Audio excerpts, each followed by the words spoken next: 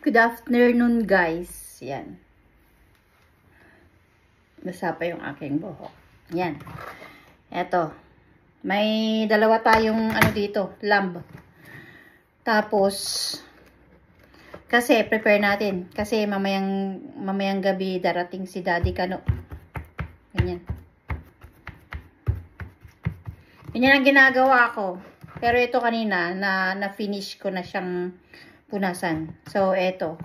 Lalagay na tayo ng ingredients niya for lamb steak. Okay?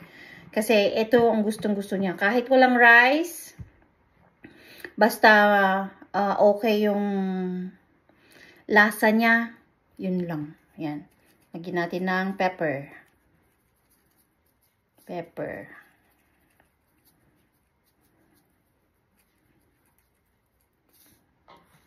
Ganyan ang paminta nila dito, ha? Next is ang salt natin. Yan. Konting salt lang, ha?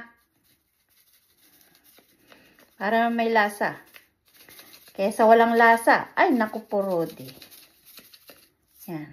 Tapos baliktarin natin na naman yan mamaya. Eto. Roast lamb. Yan ang nilalagay ko. Eto na naman tayo eh. Itataktak na naman natin. Kasi, ano siya? Tumigas. Ewan ko ba? O yan. Okay na.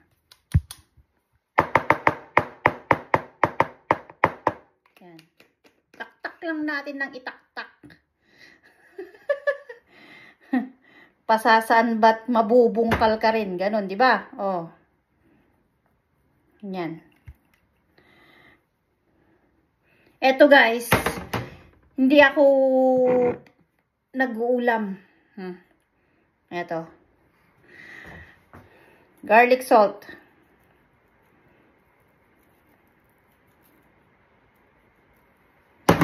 At saka lagay tayo ng cloves. Yan. Powderized to. Ground. Okay?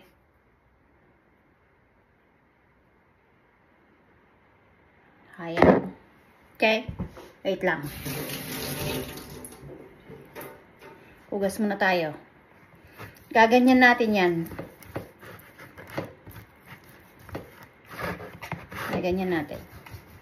Para pumasok yung lasa niya. Ha?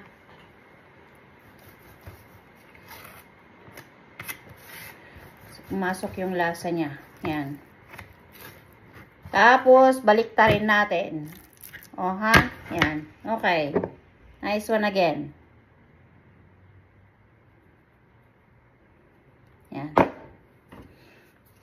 Baliktaran yan. Hindi lang po pwede ang isa. Kasi, syempre, walang lasa yan. Pag sa kabila mo lang ilalagay. Yan. Tapos,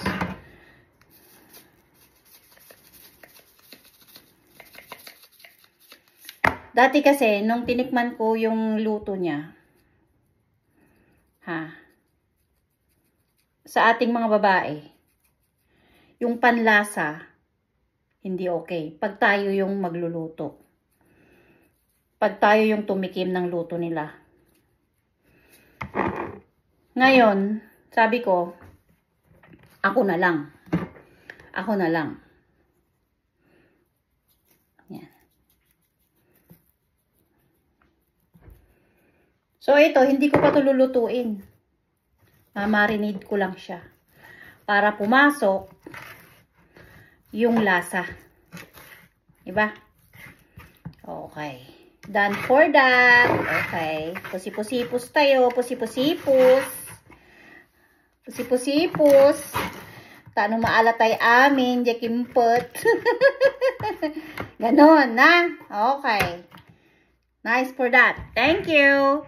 Ganon ang steak. Isama mo yung iyong pagmamahal at ngiti. True. Ganon. Para malasa.